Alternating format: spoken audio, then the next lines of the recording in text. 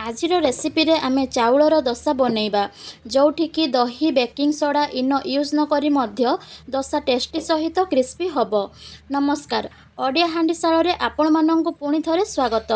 Recipe start କରିବା ପୂର୍ବରୁ ଯଦି ଚ୍ୟାନେଲରେ ନୂଆ ଅଛନ୍ତି ତେବେ ଚ୍ୟାନେଲକୁ ସବସ୍କ୍ରାଇବ୍ କରି ପାଖରେ ଥିବା ବେଲ୍ ଆଇକନକୁ ପ୍ରେସ୍ କରି ଅଲ୍ ବଟନକୁ ସିଲେକ୍ଟ କରନ୍ତୁ।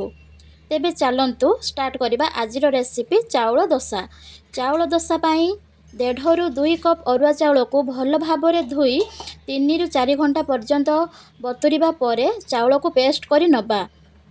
ଚାଉଳ ପେଷ୍ଟକୁ ଗୋଟେ ପାତ୍ରରେ ଦେଇ ସେଥିରେ ଅଧା କପ୍ ଅଟା ଦେଇ 1.5 କପ୍ ପାଖାପାଖି ପାଣି ଦେଇ ଭଲ ଭାବରେ ଗୋଳେଇ ନେବା।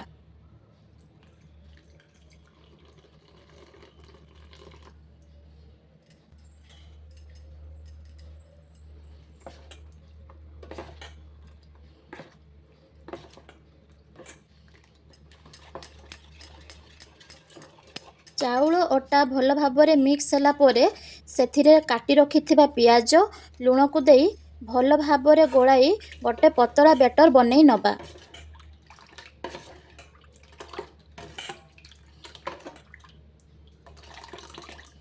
ବର୍ତ୍ତମାନ ସେହି ବ୍ୟାଟରକୁ 15 ମିନିଟ୍ ପାଇଁ ରେଷ୍ଟରେ ଛାଡ଼ିଦେବା। ବର୍ତ୍ତମାନ ଦୋସା ପାଇଁ ବିଲାତିର ଗୋଟେ ଚଟୁଣି ପ୍ରସ୍ତୁତ କରିନେବା। ସେଥିପାଇଁ ସସ୍ପେନରେ ପାଣି ଦେଇ ପାଣିକୁ ଗରମ ହେବାକୁ ଦେବା। ସେହି ପାଣିରେ ଅଳ୍ପ କିଛି ରସୁଣ ସହ 3ଟି ଶୁଖିଲା ଲଙ୍କା ଆଉ 2ଟି ମିଡ଼ିୟମ୍ ସାଇଜ୍ର ଟମାଟୋକୁ ଦେଇ 5 ମିନିଟ୍ ପର୍ଯ୍ୟନ୍ତ ଭଲ ଭାବରେ ସିଝେଇ ନେବା। ବିଲାତି ସିଝିଗଲା ପରେ ତାକୁ ଗୋଟେ ମିକ୍ସି ଜାରରେ ଦେଇ ସ୍ମୁଥ୍ ପେଷ୍ଟ ବନେଇ ନେବା।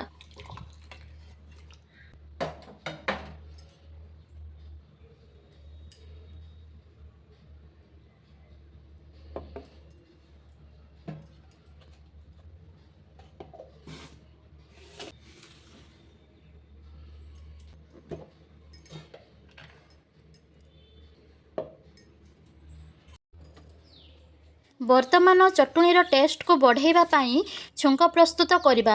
ସେହି ପ୍ୟାନ୍ରେ 1 ଚାମଚ ତେଲ ଦେଇ ସେଥିରେ ଅଳ୍ପ ଫୁଟଣ ଦେଇ ପେଷ୍ଟକୁ ଦେଇଦେବା।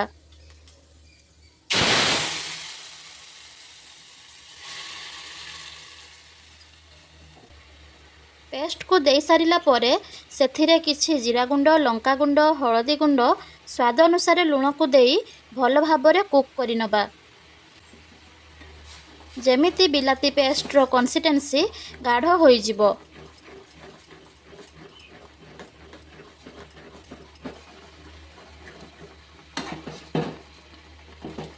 ଚଟୁଣି ପ୍ରସ୍ତୁତ ହେଲା ପରେ ଗ୍ୟାସ୍ରୁ ପ୍ୟାନ୍କୁ କାଢ଼ି ଗ୍ୟାସ୍ରେ ତାୱାକୁ ଦେଇ ତାୱା ଗରମ ହେବାକୁ ଦେବା। ତାୱା ଗରମ ହେଲା ପରେ ସେଥିରେ 1 ଚାମଚ ତେଲ ଦେଇ ତେଲକୁ ଗରମ ହେବା ପାଇଁ ଛାଡ଼ିଦେବା।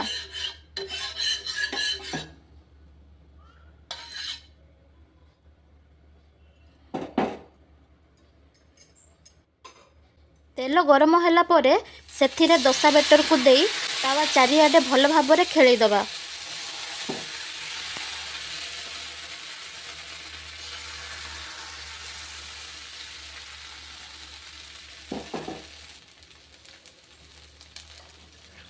କିଛି ସମୟ ପରେ ଦୋସାର ଚାରିପଟେ ଅଳ୍ପ ଟିକେ ତେଲ ଦେଇ ଦୋସା ଯେପର୍ଯ୍ୟନ୍ତ ଗୋଲ୍ଡେନ୍ ବ୍ରାଉନ୍ ନ ହୋଇଯାଇଛି ଦୋସାକୁ ଭଲ ଭାବରେ କୁକ୍ ହେବା ପାଇଁ ଛାଡ଼ିଦେବା। ଦୋସାର କଲର୍ ଚେଞ୍ଜ ହେଲା ପରେ ଦୋସାକୁ ଗୋଟେ ପ୍ଲେଟ୍ରେ କାଢ଼ି ନେବା। ଏଠି ଦେଖିପାରୁଥିବେ ଦୋସାର କଲର୍ ଚେଞ୍ଜ ହେବା ସହିତ କେତେ କ୍ରିସ୍ପି ଦେଖାଯାଉଛି।